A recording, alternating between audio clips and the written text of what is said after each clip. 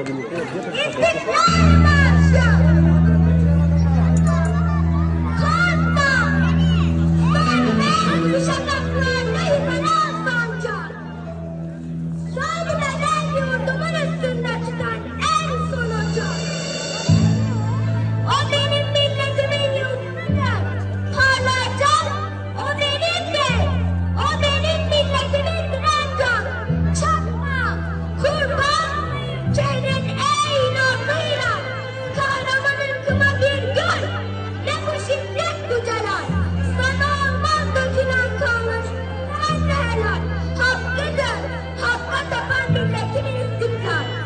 Ben ezelden beridir! Hür yaşadım! Hür yaşarım!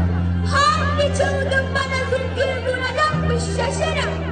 Kükremiz gibiyim! Ben dini çiğner aşarım! Yırtarım dağları enginlere sığmam taşarım! Kapatına sarmışsa çiğne hızlı duvar! Benim iman dolu gönlümde servetim var! Ulussun! Korkma! Nasıl böyle bir imanı var? Medeniyet dediğin tek dışlanmış canavar! Arkadaş! Yurdunu alçakları uğratma sakın! Siper et gövdeni!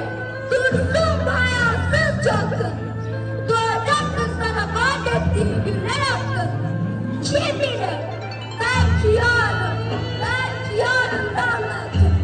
Bastığın yerden toprak gerek geçme! Tanrım! Düşün altındaki binlerce kefensiz yakın! Sen şehit dolusun! İncitme yazıktır atanım!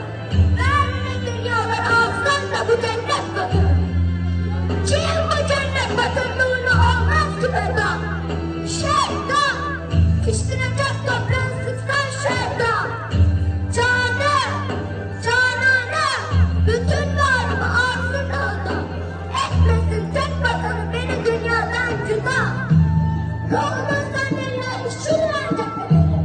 Değmesin mabedimin gözüne nazar emeli! O ezanki şehadetler dinin temeli! Ebedi yurdumun üstünde beni inlemeli! O zaman biz secde eder başlasın! Her cenahından ilahi boşanıp kanlı yaşam! Fışkırır ruhum mücennet gibi yerden naşım! O zaman yükselerek arşa değer belki başım!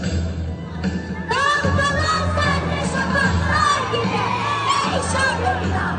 Olsun ayaktakiler tarlaları!